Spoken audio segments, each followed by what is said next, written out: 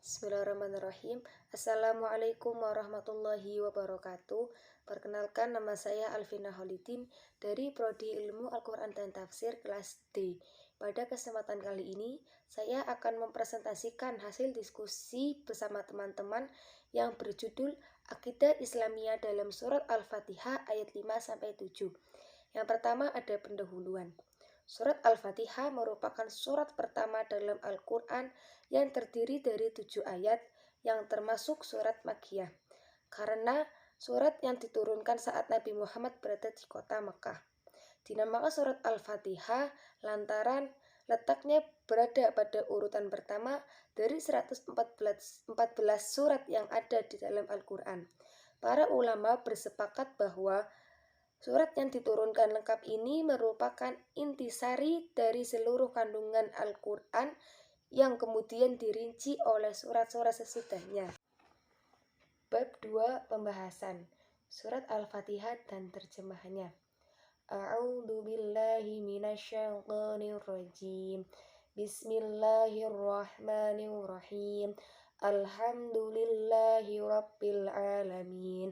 Ar-Rahmanir-Rahim. Maliki yaumiddin. Iyyaka na'budu wa iyyaka nasta'in. Ihdinas siratal mustaqim. Siratal ladzina an'amta 'alaihim ghairil maghdubi 'alaihim waladdallin. Yang artinya, dengan menyebut nama Allah yang Maha Pengasih lagi Maha Penyayang. Segala puji bagi Allah, Tuhan semesta alam, Maha Pemurah lagi Maha Penyayang, yang menguasai hari pembalasan. Hanya Engkaulah yang kami sembah, dan hanya kepada Engkaulah kami meminta pertolongan. Tunjukkanlah kami jalan yang lurus, yaitu jalan orang-orang yang telah Engkau beri nikmat kepada mereka, bukan jalan mereka yang. Al-Fatihah juga Asab al-Masani, yang artinya 7 ayatnya diulang-ulang. Bukan saja dalam setiap rakaat salat, tetapi juga dengan kandungan ke-7 ayatnya itu diulang dan dirinci oleh seluruh ayat-ayat Al-Quran yang berjumlah 6.000 ayat lebih itu.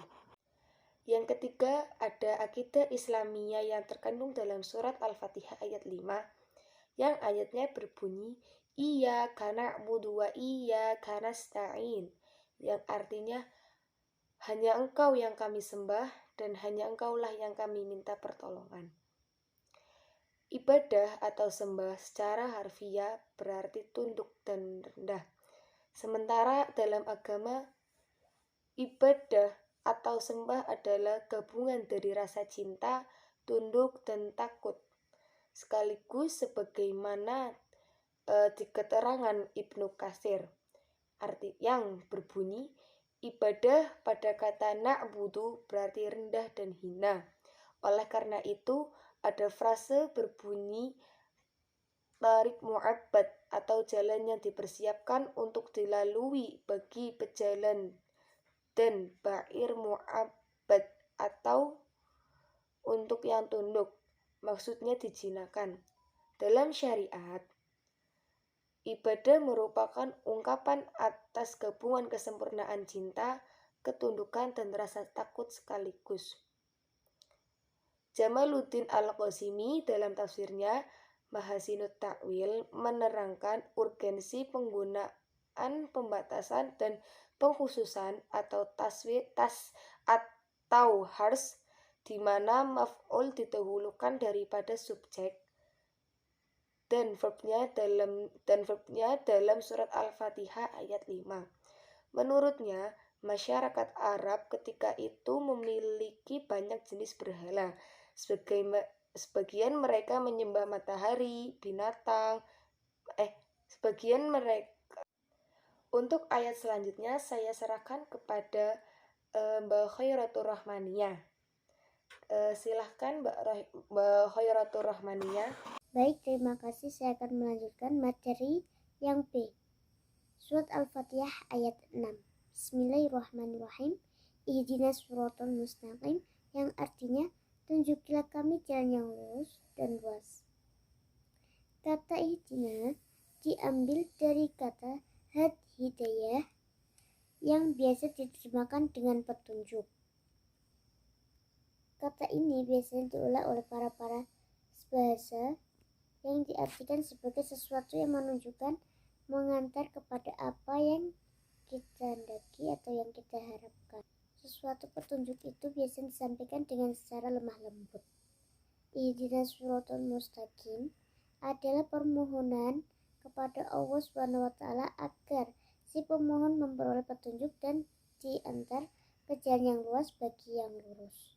Ketika kita bermohon, berarti kita bukan sekedar memohon untuk diberi tahu jalan menuju ke arah yang dikehendaki, tetapi sekaligus bermohon agar diberi kemampuan dan diantarkan ke jalan yang luas dan ataupun lurus. Dari kata sirat diartikan dengan jalan yang lurus, seperti jalan tol. Jika kita telah memasukinya, maka insya Allah sampai tujuan. Kata mustaqim terambil dari kata koma yakumu, artinya mengandalkan kekuatan betis dan memegangnya secara teguh sampai berdiri tegak lurus. Karena itu, koma diarti terjemahkan yang artinya berdiri. Dalam ayat ke-6 ini menjelaskan jalan yang luas tetapi juga yang lurus. Jalan yang luas lagi yang lurus itu seperti segala jalan yang dapat mengantarkan seseorang sampai tujuan, segala jalan yang dapat mengantarkan kepada kebahagiaan dunia dan akhirat.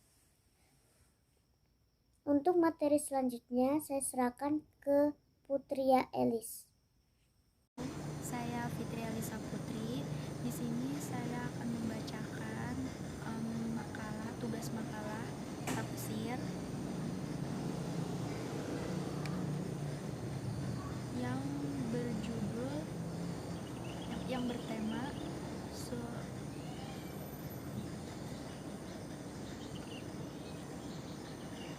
tafsir surat Al-Fatihah ayat 7.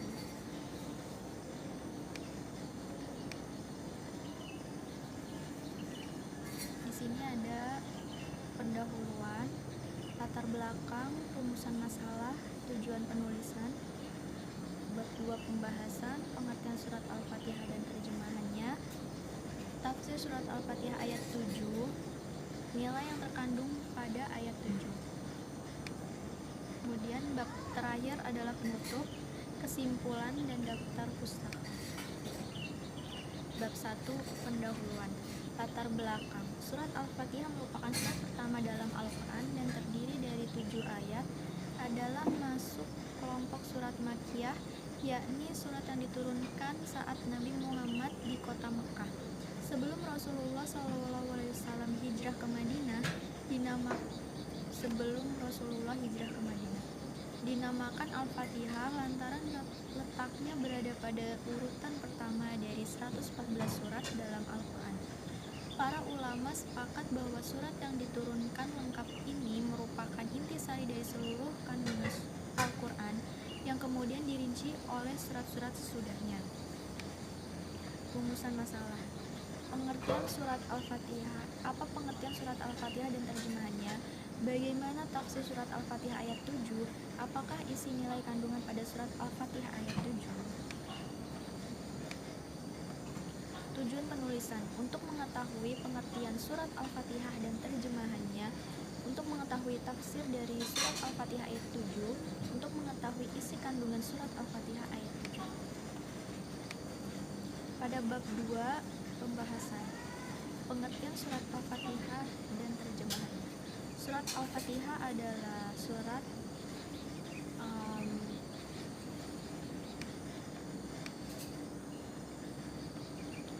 pertama yang terdiri dari 7 ayat yang memiliki arti pembukaan. Surat Al-Fatihah dan terjemahannya. Berikut akan saya bacakan. A'udzubillahi minasyaitonirrajim. Bismillahirrahmanirrahim.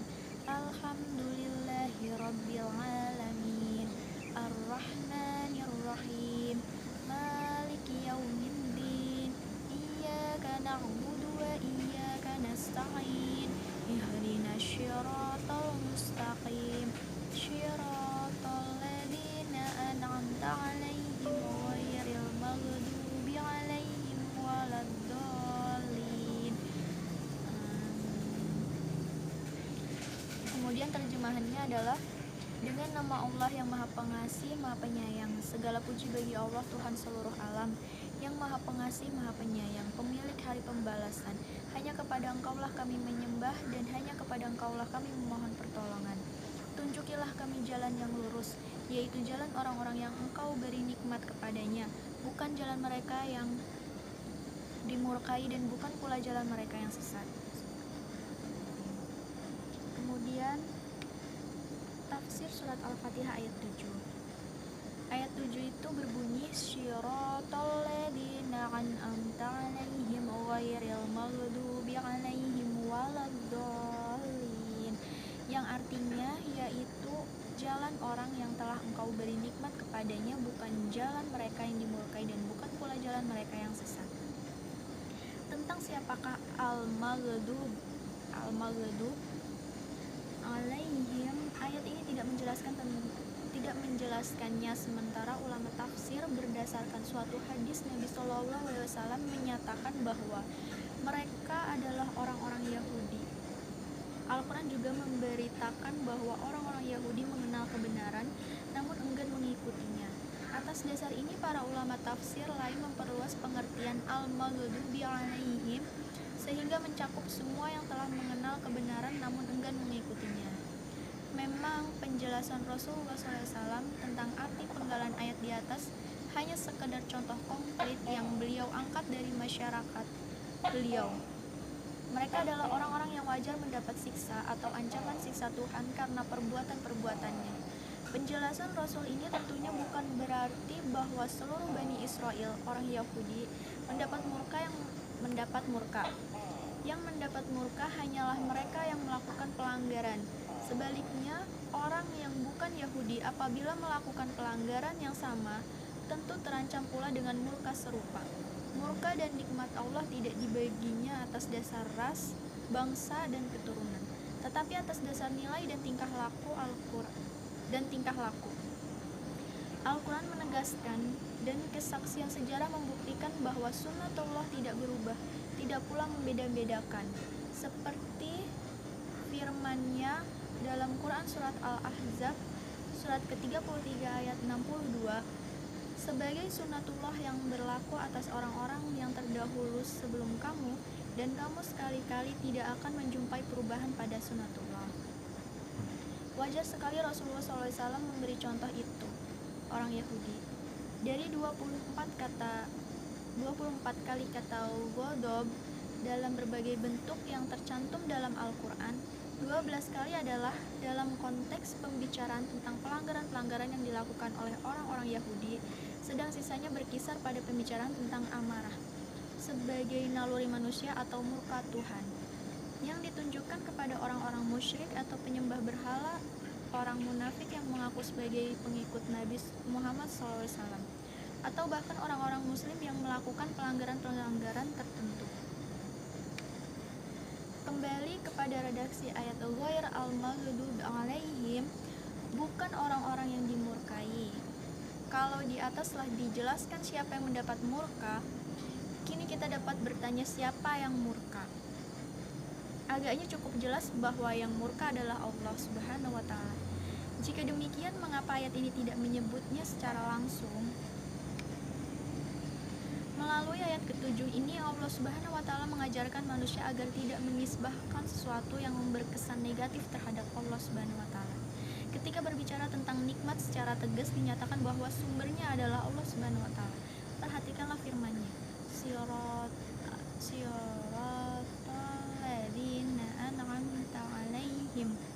Jalan orang-orang yang Engkau beri nikmat. Tetapi ketika berbicara tentang murka, pelakunya tidak dijelaskan siapa dia. Ayat ini tidak menyatakan jalan orang yang telah Engkau murkai, tetapi yang dimurkai. Karena penganugerahan nikmat adalah sesuatu yang terpuji, sehingga wajar disandarkan kepada Allah. Sedang murka secara umum dapat dikatakan buruk, karena itu tidak disandarkan kepada Allah Subhanahu wa Ta'ala. Rasulullah SAW mewasiatkan kepada salah seorang sahabat beliau, jangan marah. Hadis riwayat Bukhari melalui Abu Hurairah. Al-Quran memuji orang-orang yang mampu menahan amarahnya dan menjadikan kemampuan ini sebagai salah satu ciri ketakwaan. Quran Surat Al-Imran surat ketiga ayat 134. Ayat yang sedang kita bahas ini menegaskan bahwa bukan jalan orang-orang yang dimurkai, walau sebelumnya telah dimohonkan agar dibimbing dan diatur menuju jalan orang-orang yang diberinya nikmat. Penegasan ini agaknya dimaksudkan agar para pemohon tidak mengalami apa yang dialami oleh umat lain yang telah dianugerahi Allah hidayah tetapi mereka menyimpang sehingga mendapat murka dan dinilai sebagai orang-orang sesat sebagaimana orang-orang Yahudi dan Nasrani. Kata ad-dallin berasal dari kata dolla, tidak kurang dari 190 kali kata dolla dalam berbagai bentuknya terulang dalam Al-Quran. Kata ini pada mulanya berarti kehilangan jalan, bingung, tidak mengetahui arah. Makna-makna ini berkembang sehingga kata tersebut juga dipahami dalam arti binasa atau lawan dari petunjuk.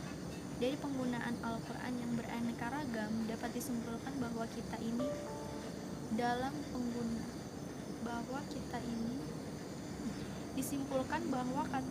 dalam berbagai bentuknya mengandung makna tindakan atau ucapan yang tidak menyentuh kebenaran. Dikutip dari Tafsir Al-Misbah jilid 1 yang dikarang oleh M. Quraish Shihab. Nilai yang terkandung pada surat Al-Fatihah ayat 7 adalah nilai pendidikan kisah. Nilai yang terkandung di dalamnya terdapat kisah-kisah orang-orang terdahulu dan kisah ini masih berlaku sampai sekarang bagi orang-orang yang mengikutinya, sebagaimana firman-Nya, yaitu jalan orang-orang yang telah Engkau beri nikmat kepada mereka, bukan jalan mereka yang dimurkai dan bukan pula jalan mereka yang sesat. Quran Surat Al-Fatihah. Dalam ayat ini Allah Subhanahu wa Ta'ala mengisahkan tentang orang-orang yang mendapat anugerah nikmat, yaitu bagi siapa yang mengikuti jalannya para nabi, orang-orang yang jujur atau sidik, para syuhada dan orang-orang soleh dari kelompok umat Islam terdahulu, dan mengisahkan orang-orang yang mendapat murka dan kesesatan, yaitu bagi siapa yang mengikuti jalannya orang-orang yang ingkar terhadap kebenaran, berbuat keburukan dan sebagainya, seperti yang dilakukan oleh orang-orang kafir terdahulu. Kemudian bab ketiga, penutup, kesimpulan. Dalam penafsiran para mufasir, yaitu para nabi, para syidikin, para syuhada, dan para solihin, orang-orang saleh dari kelompok umat terdahulu, dan kisahnya orang-orang yang mendapat kemurkaan adalah orang Yahudi sebab mereka mengetahui suatu ilmu tetapi tidak mengamalkannya, dan kisah orang yang tersesat adalah orang Nasrani sebab mereka beramal atau ibadah tanpa ilmu.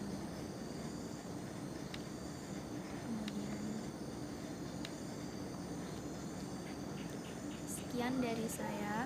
Apabila ada kekurangan, saya mohon maaf. Saya menyadari bahwa makalah ini masih memiliki banyak kekurangan. Saya mohon saran dan kritiknya untuk membangun supaya penulis atau saya sendiri dapat membuat makalah lebih baik lagi di kemudian hari. Sekian dari saya. Wassalamualaikum warahmatullahi wabarakatuh.